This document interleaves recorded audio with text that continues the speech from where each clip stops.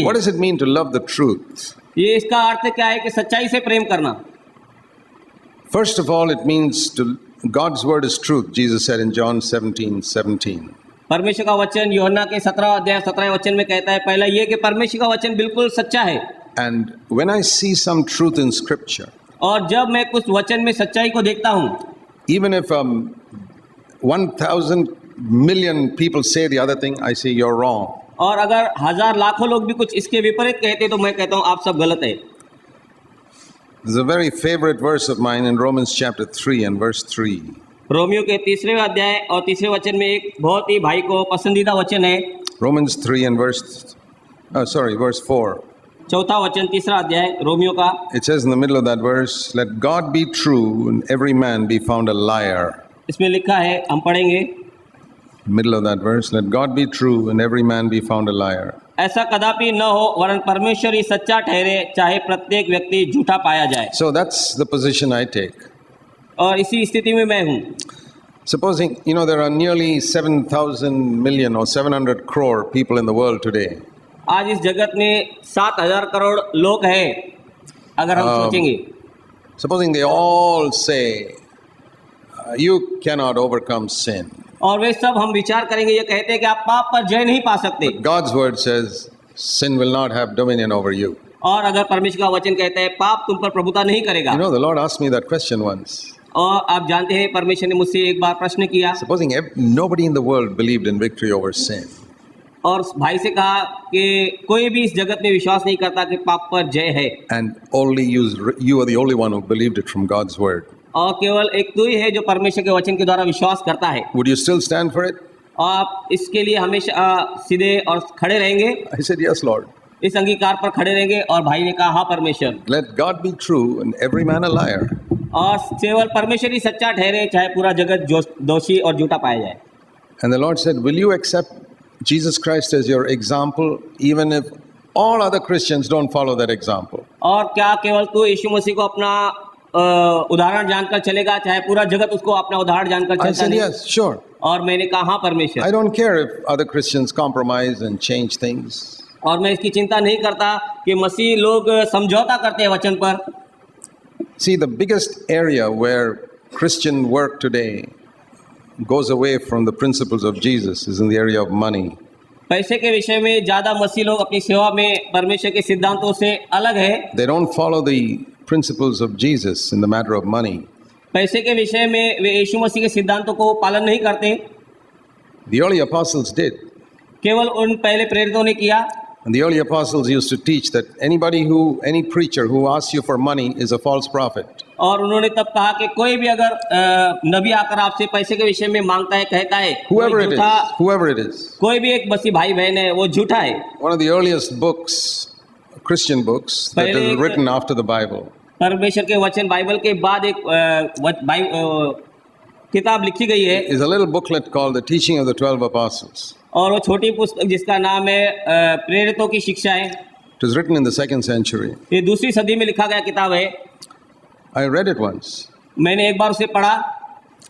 And there it says, और वहाँ लिखा है, whichever preacher asks you for money, he is a false prophet.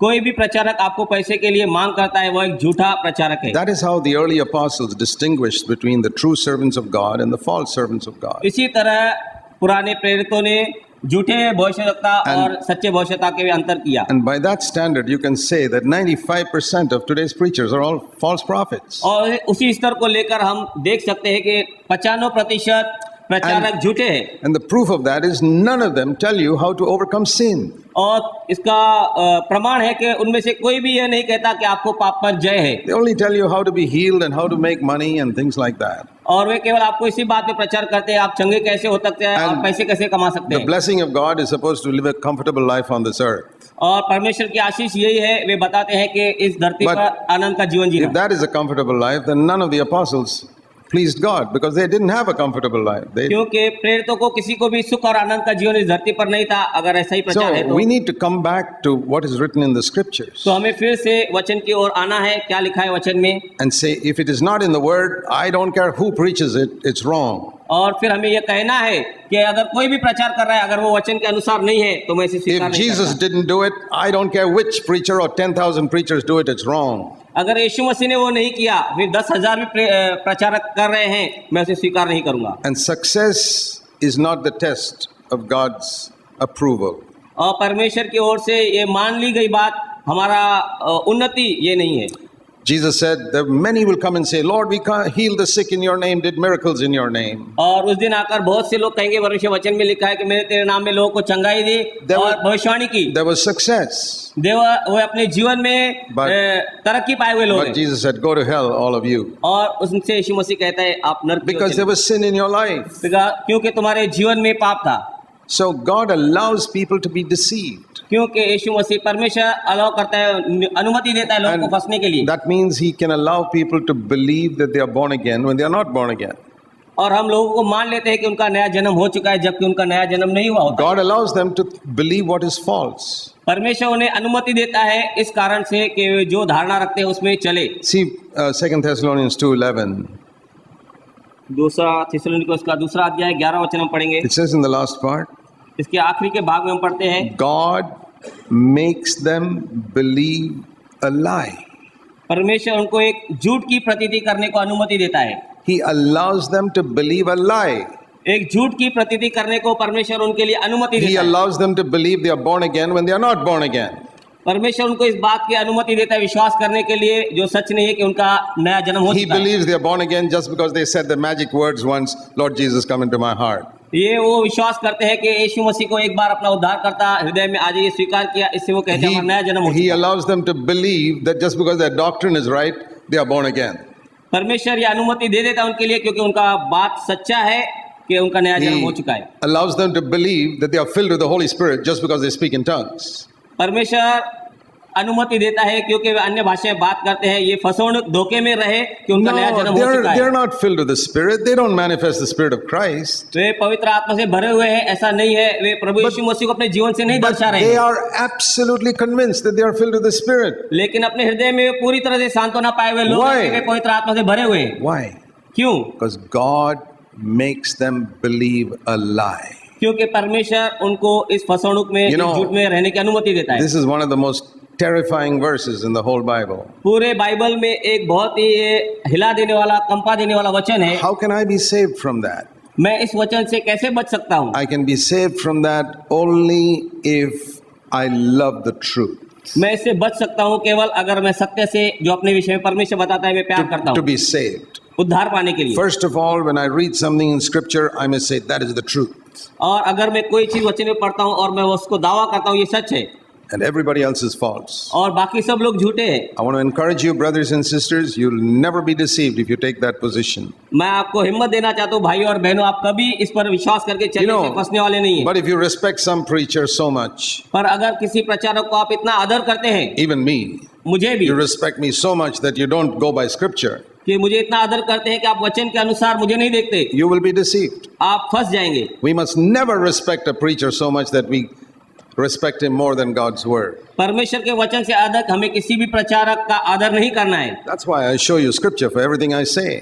इसके लिए मैंने आपको वचन खोलकर Because पढ़ा दिया। I don't want your faith to depend on my cleverness. It must be on God's word.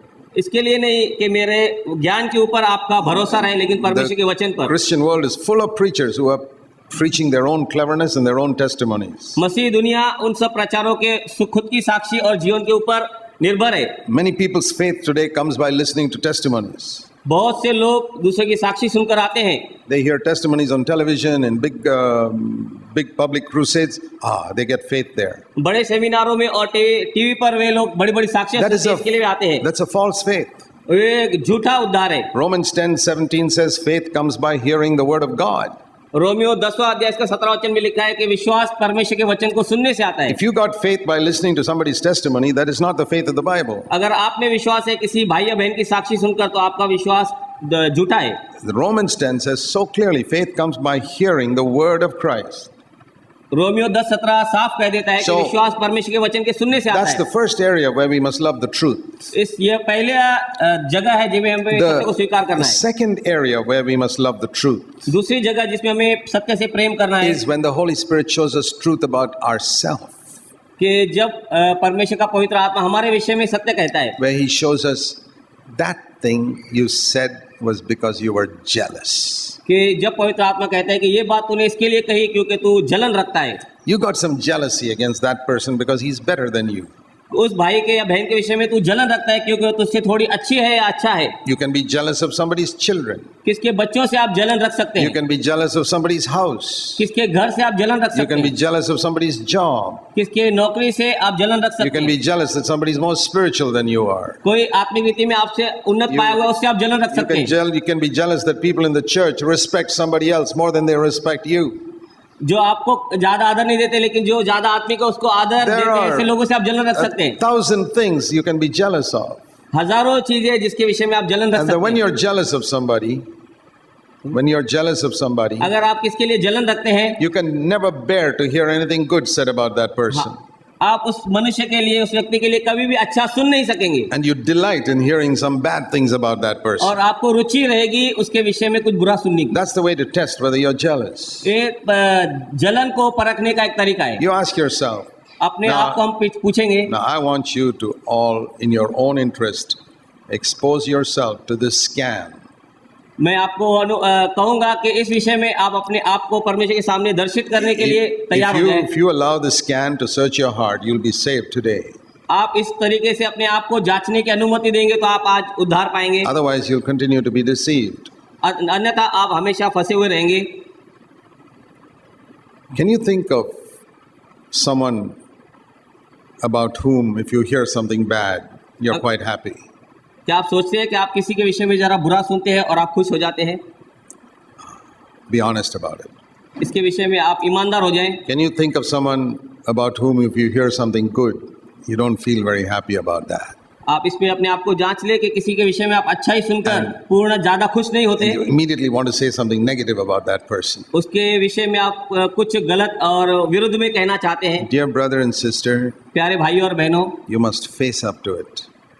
You are jealous. You must admit it. Admit that you are jealous. आप इसको स्वीकार करना है कि आपके अंदर जलन है। Love the truth सच्चाई से प्रेम about कीजिए, yourself. अपने विषय में सच्चाई से, Don't give excuses and say no, it's not. अपने विषय में सफाई मत Because दीजिए। if you try to give excuses, you don't love the truth. अगर आप सफाई देते हैं तो अपने विषय में आप सत्य को स्वीकार नहीं कर रहे हैं। But if you can honestly say today, अगर आप सच्चाई से स्वीकार करते हैं, oh, if I hear bad about anybody in the world, I'm sad. अगर मैंने किसके विषय में बुरा सुना है और दुखी हो गया हूँ, Anybody in the world. पूरे दुनिया में किसके भी विषय में, If I hear something good about anybody in the world, I'm happy. अगर किसके विषय में दुनिया में मैंने अच्छा सुना है तो मैं बहुत खुश हो चुका हूँ। If you can honestly say that, brother, sister, you're really a godly person. A godly person. आप तभी परमेश्वर के लोग हैं जैसा आप सच्चाई से अगर इस विषय में आप कह सकते हैं। You can reach that point if you're honest about yourself and cleanse yourself. अगर आप उस हद तक पहुंच सकते हैं अगर आप अपने विषय में सत्य के जो See, बताता है परमेश्वर सच्चे हैं। I found in myself that I was a bit unhappy when I heard good news about somebody.